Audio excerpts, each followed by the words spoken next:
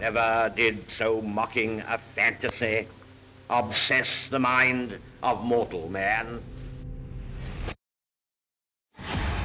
We shall strive to resist him by land and sea. We shall be on his track wherever he goes. He will find no peace, no rest, no halting place, no parley. It will not be by German hands that the structure of Europe will be rebuilt. By early 1944, the world had been at war for 5 years. And during that time, we'd seen the Nazi empire expand massively. But then, by about 1942, the tide begins to turn. Hitler is now starting to be really squeezed.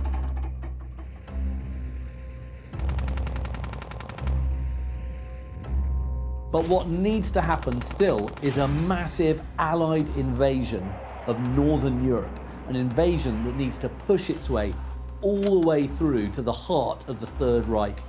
And that, of course, is the Nazi capital, Berlin. Berlin has to fall.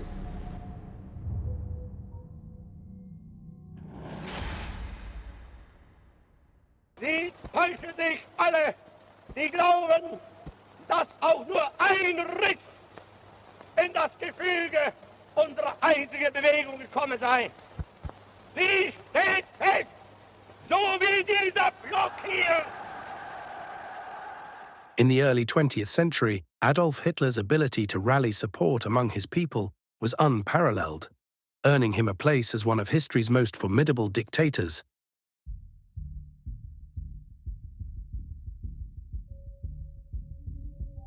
On the 30th of January 1933, Hitler was appointed Chancellor of Germany, but of a coalition government. So there were just 3 Nazi posts in that coalition government. It's very tempting to think that when Hitler comes to power in early 1933, that his grip on power is absolutely total. In fact, he has a very uneven, shaky start. He's still quite worried about public opinion. So what he does is a mixture of passing various laws that give him more and more power, like the Enabling Act, that actually makes him immensely powerful. But also, he takes advantage of various events like the Reichstag fire, in which the German Parliament building burns down. Now, it's highly likely, but never proven, whether the Nazis actually burnt it down themselves. But certainly, in a sense, it doesn't matter. What happens is that Hitler and the Nazis took advantage of the Reichstag burning down to show that there was a communist plot against what the Nazis described as still being a democratic government.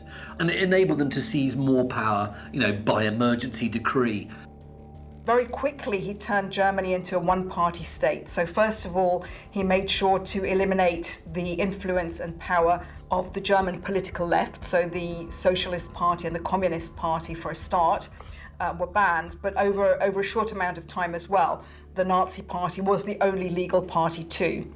Eventually, in January 1933, he becomes Chancellor. Now, don't forget, Chancellor in Germany, and this still remains today, is not, at the time, the head of state. The head of state is the president. So it's the Chancellor, though, who has the real executive power. In order to take as much power as he can, he's also going to have to make himself head of state.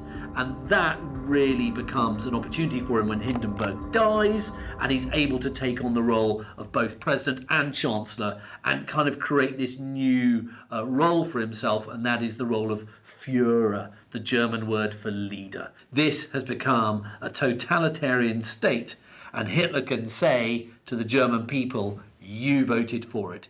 It's a con, and it's a con that worked. With a God complex drilled into his mind, Hitler saw himself as the only leader Germany ever needed.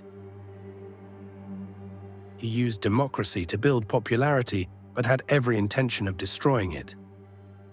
Hitler began by promoting his concept of the Aryan race, which he considered the pure master race of Germans. He advocated for strict reproductive laws, including the sterilization of individuals with hereditary traits he deemed undesirable and inconsistent with his Aryan ideal. You have a lot of laws being passed, unsurprisingly, to give the Nazis more power.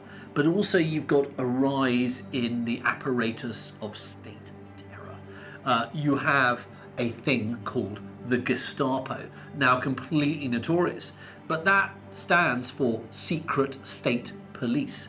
This is a new police force. There's already the Kripo, the criminal police. But this is a new type of policeman. It's a policeman who is in plain clothes. It's a policeman who recruits informers, on every block, on every street, and every block of flats, in order for the people to effectively police themselves. And of course, this becomes an incredibly important part of the Nazi apparatus. In October 1933, Hitler withdrew Germany from the League of Nations. His goal was to enforce his radical ideas and to begin rebuilding the German army. He had the idea of a very aggressive and expansionist foreign policy, and essentially this idea of might over morality, so force over anything rational, I suppose, in a way, force in terms of foreign affairs. And of course, the League of Nations was designed to promote peace and to enhance security, of course, too. And so this was why Hitler wanted to remove Germany from it. The German people had full support for Hitler, unaware of the horrors to unfold during his reign of terror. On the 1st September 1939, Hitler launched an attack on Poland, underestimating the start of World War II. For the first time, foreign leaders became aware of his insanity.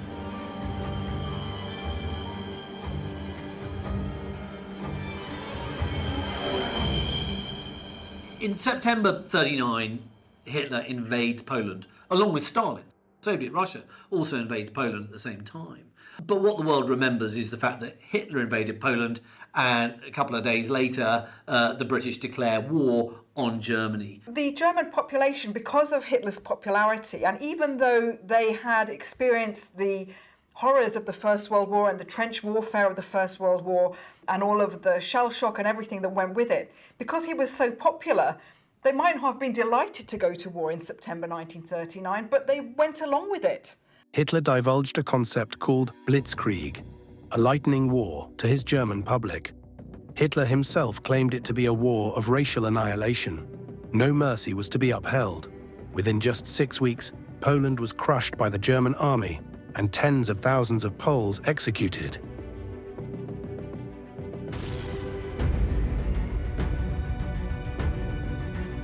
The 2 million Jews living in Poland now found themselves under German rule, their fate uncertain. Hitler's move launched Europe into turmoil, but Nazi Germany did not halt there.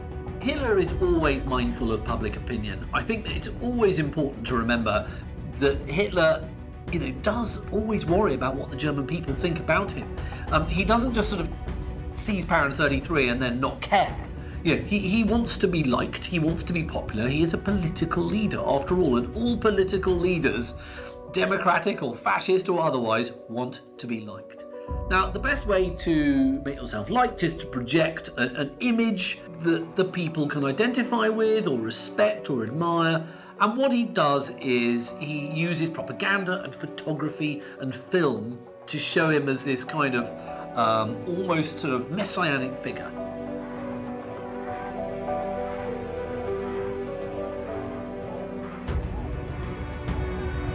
In 1940, Hitler's all-powerful army ruled over Denmark, Norway, Holland and Belgium, and eventually crushes France. Germany became untouchable, and the war between the Axis powers and allies would be long and brutal.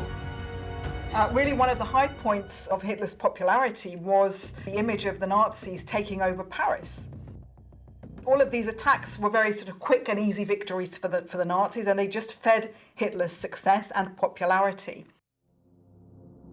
Had Hitler stopped after he had successfully conquered France and the Low Countries and not decided in June 1941 that he was going to invade this really quite big country called Russia, he may have stayed in power. But in June 41, he has this enormous roll of the dice. It's the ultimate gamble. I'm going to invade Russia. I'm going to get to Moscow before winter. And so he thinks he's going to be able to do it. He's built up his armed forces. You know, Stalin's had this pact with Hitler for years, and he's thinking Hitler's never going to invade. Oh dear. Hitler goes straight in, June 1941, and again the Blitzkrieg, Operation Barbarossa as it was called in this instance, was tremendously successful, and initially the forces just went through Russia like a knife through butter, and they slaughtered, pillaged in their wake. This was an absolutely a dazzling piece of offensive warfare. But of course, what Stalin's got is a lot of room to fight in, because he can retreat and retreat and retreat and retreat, and you've still got thousands of miles of Russia behind you that you can fall back on. But also what Stalin does is he's very good at regrouping and getting his forces back together. Germans use a lot of over-designed tanks, over-designed uniforms, over-designed weapons. What the Russians are good at doing is just getting things together in a kind of makeshift way, but that works. You know, everything the Russians have, uniforms, tanks, weaponry, is all really simple, really easy to use, really easy to mass produce very, very quickly. German kit takes ages to produce. So this is another real problem that's faced by the Germans. The aim was to conquer the Soviet Union before winter, but Stalin's Red Army had very different ideas. The fight would be long and bitter, and Hitler's decision to destroy his non-aggression pact with Stalin would cost him dearly.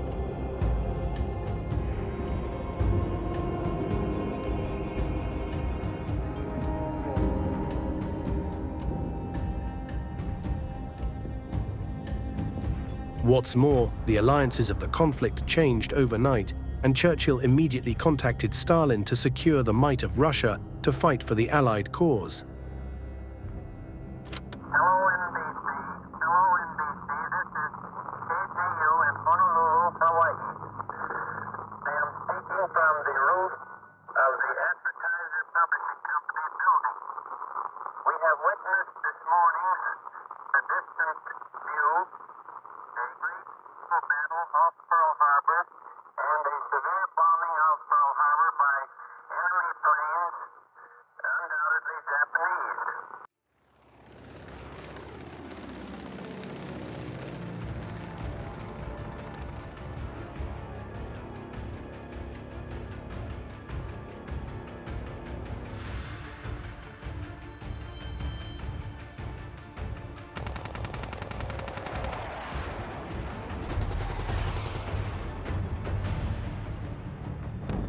On the 7th December 1941, Japan launched a surprise attack on Pearl Harbor, plunging the United States into World War II. The next day, President Franklin D. Roosevelt addressed Congress, calling the attack a date which will live in infamy and asking for a declaration of war against Japan. I ask that the Congress declare that since the unprovoked and dastardly attack by Japan on Sunday, December 7th, 1941, a state of war has existed between the United States and the Japanese Empire. Roosevelt's decision marked a turning point, as the US not only entered the Pacific conflict, but also found itself drawn into a global struggle against tyranny. Soon after, Germany and Italy declared war on the United States, expanding the fight to two fronts, Europe and the Pacific. The entrance of the world's biggest superpower into the conflict would shake Hitler's Germany to the core, reshaping the course of the biggest war in history. We have certainly a most encouraging example here of what can be achieved by British and Americans working together, heart and hand. But our thanksgivings, however fervent, must be brief. Heavier work lies ahead, not only in the European, but as I have indicated, in the Pacific and Indian spheres. Over the next couple of years, Hitler's Germany faced mounting pressures on multiple fronts. By 1943, the tide of the war began to shift in favor of the Allied powers.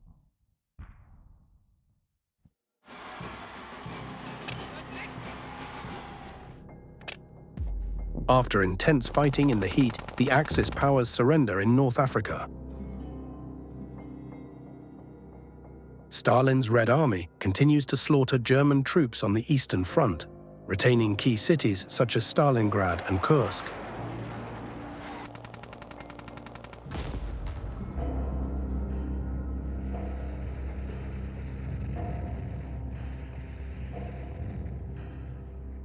On the 28th of November, Churchill, Stalin and Roosevelt meet at the Tehran Conference in Iran. The Big Three know that an Allied invasion of France cannot wait. Hitler must be brought to his knees, once and for all. 1943 sees this really crucial conference at Tehran, the capital of Iran. And that's where Churchill, Roosevelt and Stalin all meet each other in person for the first time. Now, Stalin is very impatient. He's saying to Roosevelt and Churchill, listen, I've been fighting Nazi Germany and have lost millions of men and women since 1941. And his attitude is slightly, what are you guys up to? When are you going to mount your big second front against the Nazis in Europe? Yeah, all right, well done in Africa, well done, in Italy, but that's not going to change things. What you've got to do is invade northern France and make your way through to Germany. And that is essentially what happens at Tehran. It's a lot of negotiation, power play between the three biggest Allied figures on the planet.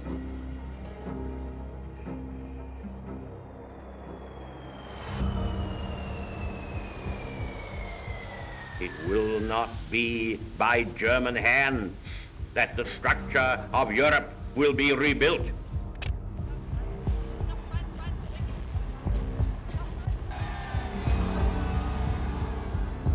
By early 1944, the world had been at war for, 5 years? And during that time, we'd seen the Nazi empire expand massively, but then by about 1942, the tide begins to turn. Hitler is now starting to be really squeezed. But what needs to happen still is a massive Allied invasion of Northern Europe, an invasion that needs to push its way all the way through to the heart of the Third Reich, and that, of course, is the Nazi capital, Berlin. Berlin has to fall. As the year 1944 dawned, the once unassailable power of the Führer began to waver. Within the echelons of the German High Command, loyalty waned, and doubts regarding Hitler's prowess as a military leader spread throughout the Third Reich like wildfire. There were many senior figures in the German armed forces who were very, very privately negative about Hitler's military leadership. Hitler saw himself as a kind of tactical and strategic genius. And he would look at maps of his generals and he would tell them what's what. But the generals, they knew that some of the things he was asking them to do were just futile and hopeless. So there's a lot of negativity buzzing around the German High Command. The Allied commanders knew that Hitler was seriously overstretched. He was fighting this kind of life and death struggle on the Russian front. He had lost in North Africa, he was fighting in Italy. There was a lot for Hitler to contend with.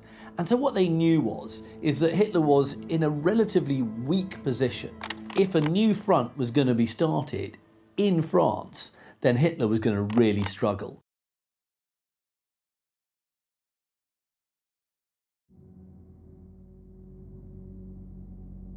Soldiers, sailors, and airmen of the Allied Expeditionary Force, you are about to embark upon the great crusade toward which we have striven these many months. The eyes of the world are upon you. The hopes and prayers of liberty-loving people everywhere march with you. In company with our brave allies and brothers in arms on other fronts, you will bring about the destruction of the German war machine, the elimination of Nazi tyranny over the oppressed peoples of Europe, and security for ourselves in a free world. We will accept nothing less than full victory. And let us all beseech the blessing of Almighty God upon this great and noble undertaking.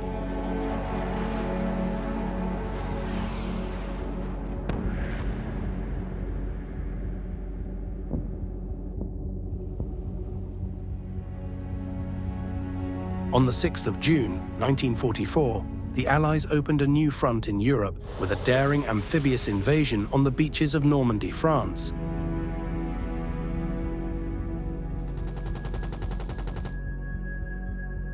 "156,000 Allied troops from America, Canada, and Britain took part in the invasion and bravely faced the hail of machine gun fire from German forces.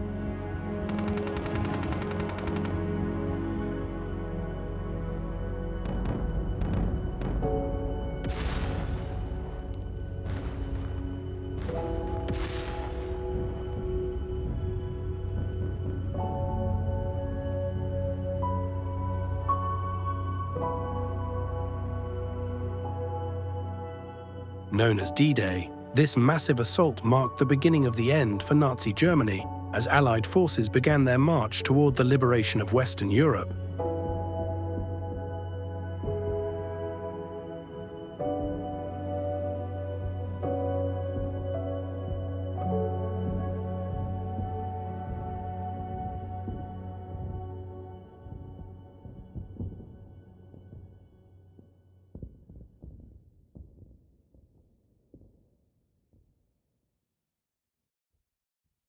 In their ignorance, the top of the German command were nowhere to be seen. One of the biggest problems that besets the Germans is inactivity at the very highest level. You have Rommel at his wife's birthday, and you have Adolf Hitler fast asleep. Hitler's one of these people who goes to bed very late and he gets up very late, and no one wakes him up. No one dares wake him up because they're not sure whether this is the big invasion or just some diversionary attack. Disagreements further arose over the positioning of the Germans' key panzer divisions. Field Marshal Gerd von Rundstedt advocated placing the panzer divisions further inland, away from the reach of Allied naval guns. However, Erwin Rommel opposed this strategy, arguing that Allied air superiority would render flanking attacks impossible, and insisted on positioning everything up front, including the panzers. He asserted that the invasion must be stopped within the first 24 hours, or not at all. Ultimately, the decision rested with the Führer. Hitler was always arguing with his generals. He wanted the panzer divisions near Calais, Rommel wanted them somewhere else. You know, there were constant disagreements going on between Hitler and the high command. Had the generals had their way, then it's possible that D-Day would have been a lot tougher for the Allies than it actually was. So one of the biggest helpers that the Allies actually have during D-Day is Adolf Hitler himself, because he always gets it wrong. What Hitler decides to do is to split the difference. It's basically a terrible act of indecision. Rather than commit all those divisions to Normandy to repel the invasion, he holds many of them back near Paris, and that's going to really help the Allies. On D-Day, commanders on the ground in Normandy pleaded with Hitler to release some panzer divisions and divert the standing army at Calais in order to slow the invasion inland. It's only the insistence of his senior commanders that makes Hitler release these divisions. They're saying, look, we've just got to have them. There's no good them just sitting all the way back there. You've got to move them. And Hitler eventually relents. The mistakes made by the German command opened the doors for the Allies. After the Allies successfully land on D-Day and start using those beaches to, get tons and tons of men and material, into northern France, what now follows is the Battle of Normandy. And that is a very, very attritional, tough battle.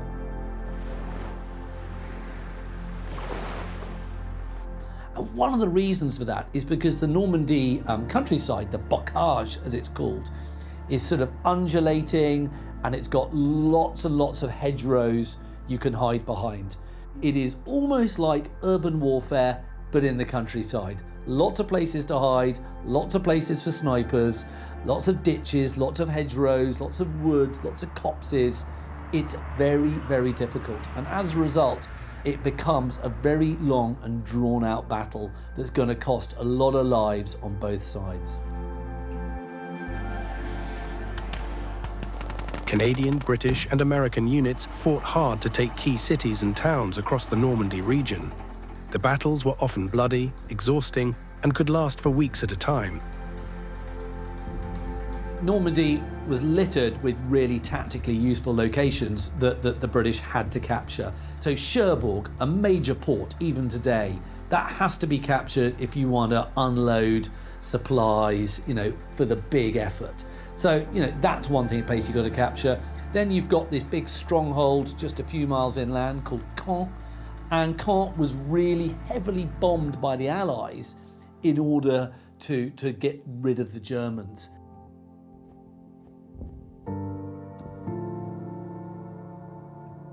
The fighting in Normandy continued for 2 more months after D-Day. 425,000 Allied and German troops were killed, wounded, or went missing during the battle.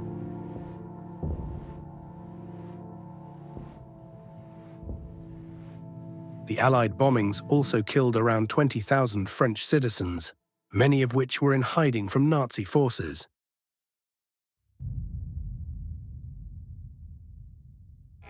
With 2 great amphibious landings, followed by one of the most powerful, most brilliantly executed military campaigns of history, the Allies round out their master plan for the liberation of France and the crushing of the German enemy in the West. The liberation of Paris on the 25th of August, 1944, marked a pivotal moment in World War II. As Allied forces, led by the Americans and Free French, entered the French capital, the move dealt a crushing blow to Nazi morale and the heart of Hitler's empire. The fall of Paris not only disrupted German control over Western Europe, but also symbolized the beginning of the end for Nazi dominance. The liberation of Paris is, of course, an absolutely symbolic moment for the Allied invasion. Hitler had ordered the Germans there to basically destroy the city, to flatten it, rather than let it fall into Allied hands.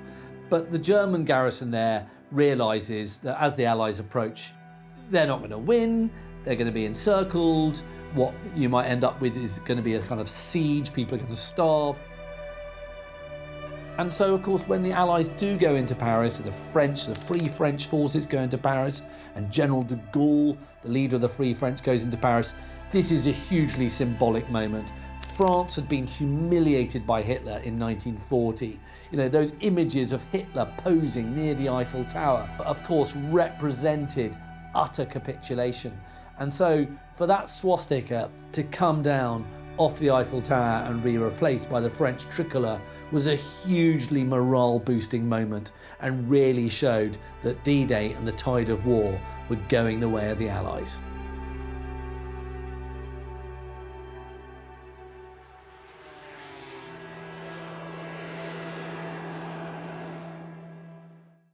Ultimately, Hitler is now being squeezed in a massive, massive continental vise. He's got Stalin from the east, he's got the Americans and the British and other allies from the west. That is just going to be absolutely unstoppable. The Soviets now faced the critical task of pushing relentlessly through Eastern Europe, driving towards Berlin to deliver the final blow to Hitler's regime. Once the Red Army came into German territory in 1945, then Hitler's position as this infallible ruler and leader really not only became to be called into question, but really came to its end, because the Soviet troops were very vengeful. They were retaliating for all the terrible brutalities and atrocities that the Nazis and the German army had put into place in Soviet territory. What it meant was that they were coming closer and closer on their journey westwards to Berlin, and eventually Hitler and a very small inner circle around him had to retreat to his bunker, his underground bunker. This is a war brought about by Hitler, and this is a war that Hitler has fought for too long, and he's fighting it to the death, and he's fighting it to the death of the people who he supposedly loves, and he no longer loves them by the end of the war. And he says that basically the German people don't deserve him, the German people don't deserve Germany, and everybody should fight to the death because basically, they don't deserve to be alive because they failed him. Classic narcissistic thinking. The world is for him, and he's not there for the world. By January 16th, 1945, Hitler fully retreated into the Führerbunker, taking residence with Eva Braun and his other closest allies. Inside the concrete sarcophagus, Hitler would spend over 100 days trapped, further adding to his paranoia and anxiety about the war. The shelter itself contained 18 small rooms and was located 55 feet underground, and Hitler would spend the majority of his time micromanaging over what was left of the German defenses. Hitler personally selected a few SS officers to join him, serving as his bodyguards and keeping him informed of events above.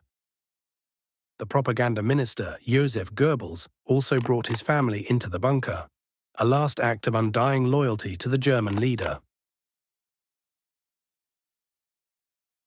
As the Red Army rapidly approached, Hitler and his associates, lacking clear intelligence on the front line, remained unaware of the severity of the situation. Life in the bunker was delusional, with everyone pretending Germany was winning the war, ignoring the grim reality of their crumbling empire above.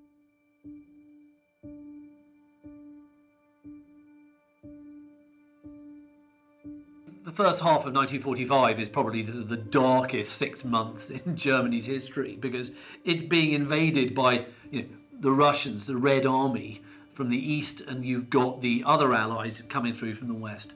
And it's the Russians who reach Berlin first.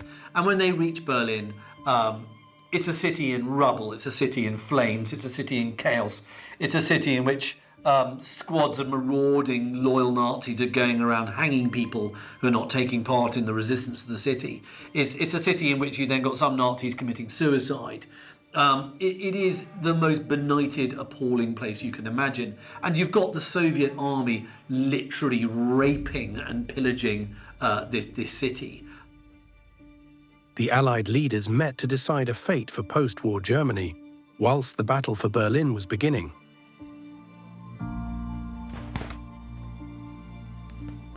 The Russians moved steadily from the east, whilst the Western Allies crossed the Rhineland, and by April, the Soviet troops, 3 million strong, dealt brutal blows to the last traces to the German resistance.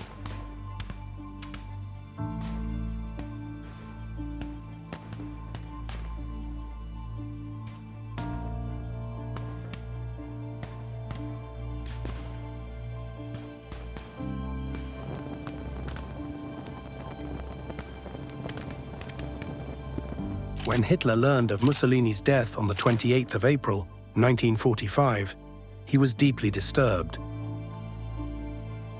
The news of his former ally's execution by Italian partisans, followed by the public display of Mussolini's mutilated body, struck a chilling blow to Hitler's already fragile psyche,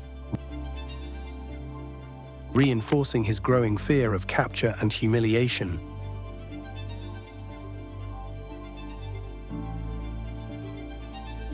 The Führer began making plans for his own death, determined to avoid the fate that had befallen Mussolini. Hitler's last days in the Führer bunker under the Reich Chancellery in the centre of Berlin, are a kind of terrible end of a Shakespearean tragedy, as the thunder of Russian artillery all around them, and they're deep inside this sort of concrete underground fortress. Everybody's sort of kind of going mad. And especially Hitler, who then gets married to his long-term girlfriend, Eva Braun, in this sort of kind of bizarre ceremony. And then just a few days later, Hitler, on the 30th of April, 1945, decides to take his own life, and Eva Braun is going to do the same thing with him, or Eva Hitler, as of course she became. And so he goes into his little kind of living room with his new bride, and they poison and shoot themselves. It's thought that Hitler's done both. He takes a little glass ampoule, a little canister of cyanide, and also shoots himself. And Eva Braun commits suicide by poisoning herself. Their bodies are then removed by some loyal SS men, his adjutant, and they are taken out in what passes now for a garden in the right chancellery, but of course it's just a kind of pockmarked hellhole of artillery shells. And there they are, their bodies are burnt in this great kind of almost like a sort of Viking pyre, like a Viking longship going up. By the time of his death, public support for Hitler had collapsed. Few Germans mourned his passing. Most were too busy trying to survive or fleeing from the fight. The city at the heart of his 1,000-year Reich burnt to the ground and crumbled in ruins. Very little of Hitler remains. There is a bit of jawbone in an archive in Moscow, the teeth of which absolutely match Hitler's dental records. So there's no doubt that Hitler died. A lot of people like to say that Hitler escaped after the war. It's total nonsense. Hitler 100% died in Berlin on the 30th of April 1945. And with it, so did Nazism, or at least it did for a while.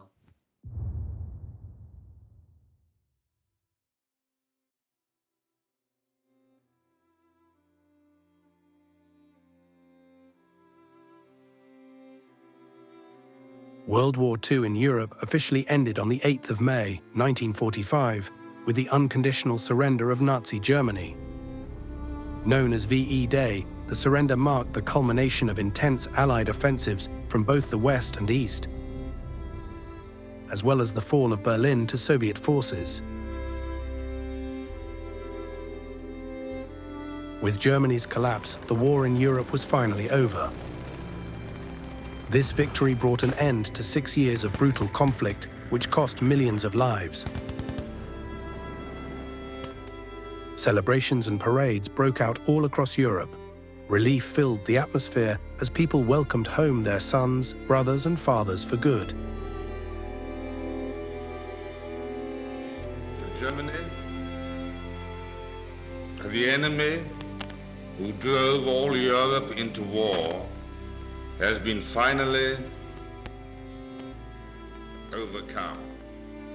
But at this hour, when the dreadful shadow of war has passed far from our hearths and homes in these islands, we may at last make one pause for Thanksgiving and then turn our thoughts to the tasks all over the world which peace in Europe brings with it.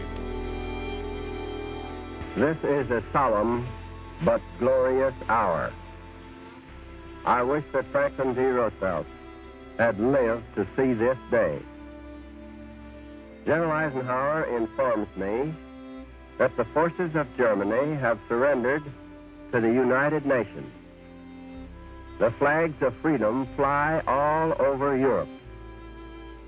For this victory, we join in offering our thanks to the Providence which has guided and sustained us through the dark days of adversity and into light. Victory in Europe brought wild rejoicing throughout the Allied world as the Big Three announced the downfall of Nazi Germany. New York's celebration is typical of the nation's joy at the end of nearly 6 years of war in Europe. It's a great day as a thankful people let loose their pent-up emotions. The tyrannical force of Nazi Germany sent the world into chaos, fighting to defeat this growing empire of hate, violence, and discrimination. Hitler's war has left a mark on history, a reminder that this behavior should never be tolerated, and the world should not dismiss such brutal atrocities again. It was very difficult for the German population to come to terms with what they found out about the Hitler regime after its demise. The Allied occupation from 1945 brought about the demilitarization, the denazification, and the re-education of Germans, and that was very important. The wrongs which we seek to condemn and punish have been so calculated, so malignant, and so devastating that civilization cannot tolerate their being ignored, because it cannot survive their being repeated. That four great nations, flushed with victory and stung with injury, stay the hand of vengeance and voluntarily submit their captive enemies to the judgment of the law is one of the most significant tributes that power has ever paid to reason. There were also the Nuremberg trials and a host of other post-war trials in which the leading Nazis, at least the ones who hadn't committed suicide, the leading Nazis were brought to trial. Again, this kind of brought to popular attention exactly what the evils of the regime had been. For successive generations of Germans, they've really struggled to come to terms with this very difficult aspect of their nation's past. It's hard to say that there's a specific moment when we know that Germany got over the evil of Hitler's regime. There was no doubt that for many years, decades, a process of learning about your past has taken place in Germany. Of course, school children are taught today in Germany what was done in the name of the German people. I mean, there are two ways of looking at it. You can either say the Germans were seized by this bunch of gangsters and then they abused the power that was given to them, or the Germans willingly gave these people this power.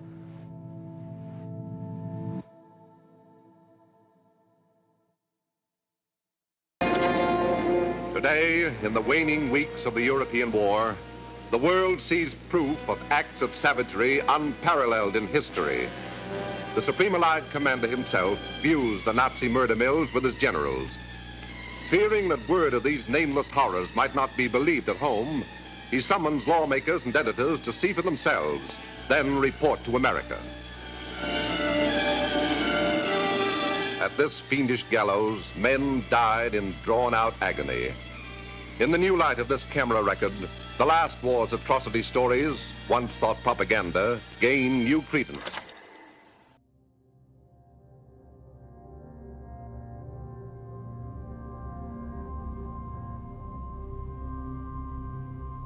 For successive generations of Germans, they've really struggled to come to terms with this very difficult aspect of their nation's past.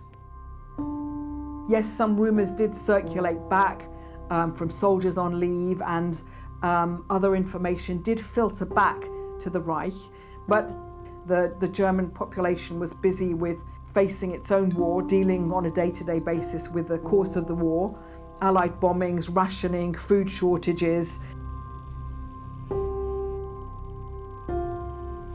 It's hard to say that there's a specific moment when we know that Germany got over the evil of Hitler's regime.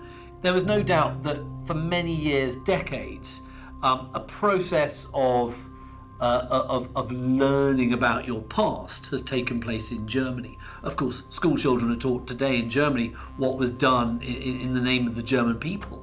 I mean, there are two ways of looking at it. You can either say the Germans were seized by this bunch of gangsters and then they abused the power that was given to them, or the Germans willingly gave these people this power.